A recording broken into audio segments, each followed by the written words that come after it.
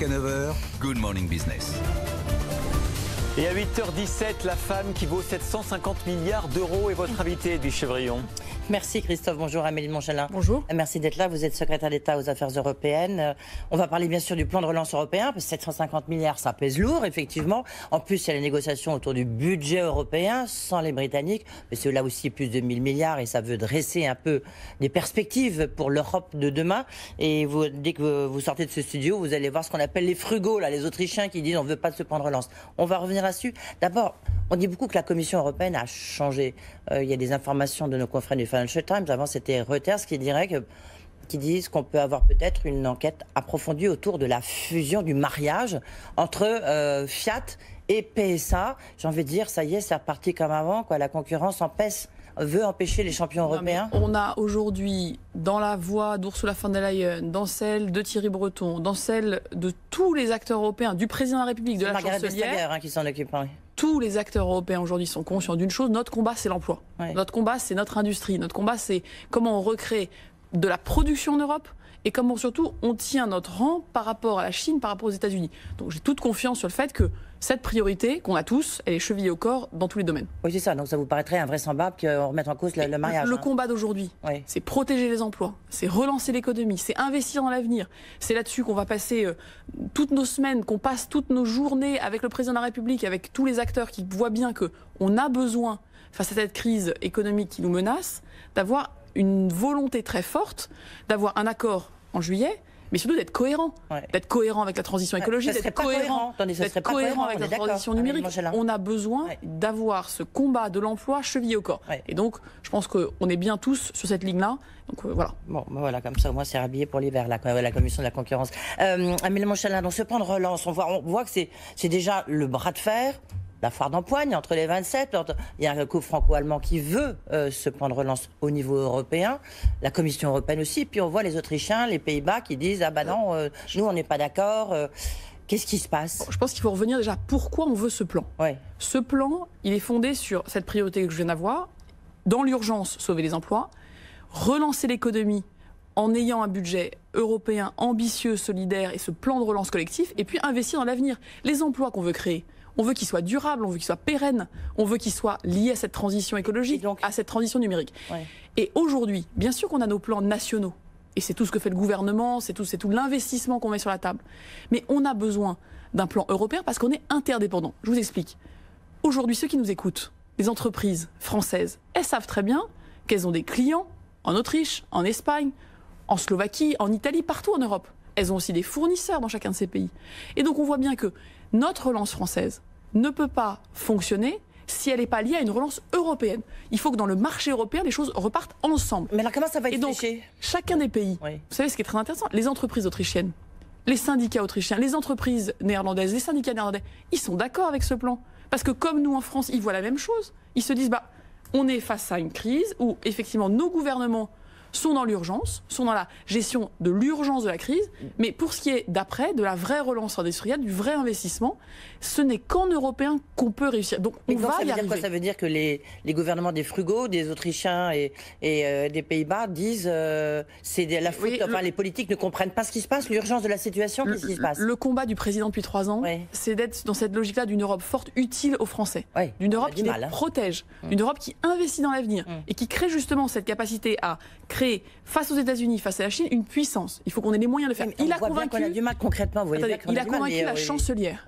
On a cette initiative franco-allemande. C'est inédit. Ça nous donne beaucoup de force. On a réussi à convaincre la Commission de rentrer dans ce mouvement. On a aujourd'hui une majorité d'États membres qui sont d'accord. Il reste ensuite. C'est pas un bloc, vous savez. La Suède. Les frugaux, là, c'est pas un bloc. Les Suédois, les Danois, les Néerlandais, les Autrichiens, ils disent pas exactement la même chose. Ils ont des demandes. Donc moi, je prends mon bâton de pèlerin. Je vais en Autriche, j'irai aux Pays-Bas lundi pour qu'on prépare la discussion entre chefs d'État et de gouvernement et qu'on soit précis, qu'on soit honnête, qu'on dise voilà, quelles sont vos demandes? Effectivement, il y a des cultures différentes, effectivement, il y a des débats politiques un peu différents de chez nous. Mais de quoi vous avez besoin précisément pour qu'on puisse se mettre d'accord, pour qu'on puisse avancer? Parce qu'il n'y a pas d'autre solution que de se mettre d'accord en juillet. Si le plan de relance, on l'a pas pour la relance, là on aura un problème. Donc moi, je suis pas, c'est pas une question d'optimisme. C'est une question de persévérance. Regardez tout le chemin. Il faudra passer outre, enfin je veux dire, il faudra forcer la main. Mais regardez tout le chemin qu'on a fait depuis 3 ans. Le président de la République, il a dit, moi je vais être un architecte de l'Europe. Je veux bâtir une Europe forte, utile aux Français. D'accord, on a vu, c'est compliqué par rapport à ce discours de la Sorbonne. Oui, comment on y est arrivé? On n'y est pas encore. Comment on y est arrivé? Parce que convaincre les Allemands, c'était pas gagné. Comment on y est arrivé? On y est arrivé parce que le président, il est constant. Il a cette bataille chevillée au corps. Il y passe le plus cœur de ses journées et qu'on sait qu'aujourd'hui, on a un tout petit bout de chemin à faire par rapport à tout ce qu'on a déjà fait. Est-ce qu'on passera outre? Est-ce qu'il y a un moment, il faut dire, attendez, si vous voulez pas, mais nous, l'essentiel de l'Europe, on va y aller. Les décisions sur les questions budgétaires, sur les questions de rien, se prennent à l'unanimité. C'est pour ça qu'on a besoin de comprendre de quoi ils ont besoin. C'est pas, vous voyez, on veut pas dégrader l'accord, on veut pas être moins ambitieux, mais de quoi ils ont besoin pour qu'ils puissent justement rentrer. Mais surtout, ce que je vois, c'est que leurs entreprises, leurs salariés, leurs syndicats, ils voient la même chose que nous.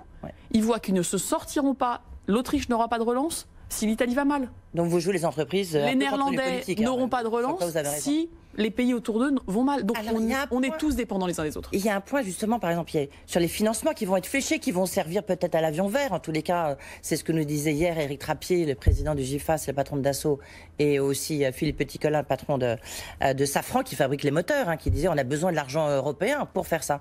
Mais alors il y a les Italiens qui disent nous on veut pas de supervision de la part de l'Europe sur les financements qu'on va avoir. Où est-ce qu'on les met? Donc aussi, là, on voit tout de suite les cultures un peu différentes. Méthode, cohérence. Quels sont les objectifs qu'on poursuit?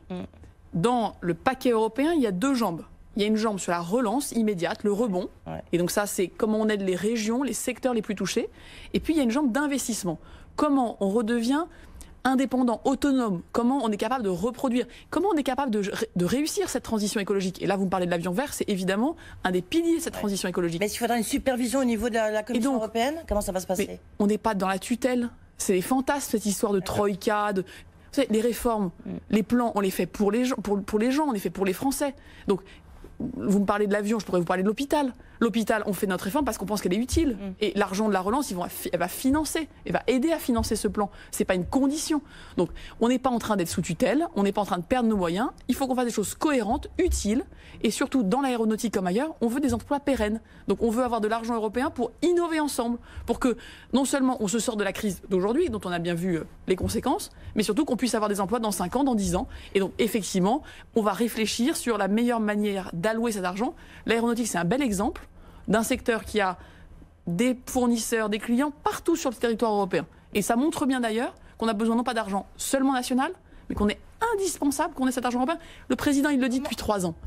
Nous avons parfois l'impression que la France, cette force, cette souveraineté, c'est tout seul. Vous citiez beaucoup le président, Amélie Montchalin. Qu'est-ce qu'il va dire dimanche soir? Puisqu'on a appris donc hier qu'il allait intervenir aux 20h, donc c'est un côté un peu solennel. Et je sais pas, il y aura un remaniement, il y aura quelque chose.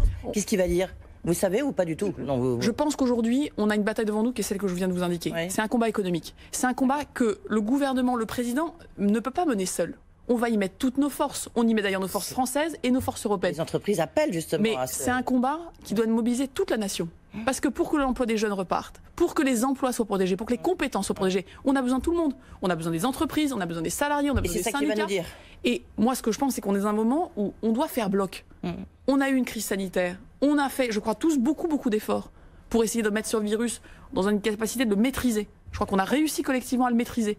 Mais on a un nouveau combat, c'est un combat économique. Et je crois qu'on a besoin de ce mouvement national, ce mouvement européen. C'est le combat du président tous les jours. Il se bat sur ce front-là. Mais en même temps, et il ne peut pas réussir tout seul. Il a besoin de nous tous. D'accord, donc il va falloir lancer un appel à la reprise d'activité. Maintenant, c'est la crise économique qu'on a devant nous, la crise sociale. Donc il faut qu'on l'affronte. Mais maintenant, il y a un petit paradoxe, pardon. Il a, avec Angela Merkel, il a dit attention, il y a un risque de nouvelle pandémie à la rentrée, après l'été. Donc c'est un peu paradoxal. On dit il faut reprendre l'activité, il faut y aller. Puis en même temps, attention, en septembre, on peut avoir une nouvelle pandémie. C'est pour ça que le président, le Premier ministre nous disent tous, il faut qu'on se remobilise, il faut que ce déconfinement soit réussi. Maintenant, il faut qu'on soit prudent. Il faut qu'on respecte les gestes barrières. Il y a peut-être des choses qu'on fera peut-être encore pendant un certain temps, pas comme avant. Les grands rassemblements de plus de 5000 personnes, c'est compliqué. Parce qu'on sait que c'est des endroits où on peut justement reprendre des risques sanitaires. Le chemin de crête qu'on doit mener, qu'on doit tracer, c'est à la fois être très vigilant sur le plan sanitaire, mais c'est effectivement de mener ce combat économique, mener ce combat collectivement, avec beaucoup de vigueur. Et c'est un combat que le président mène, je vous dis, tous les jours.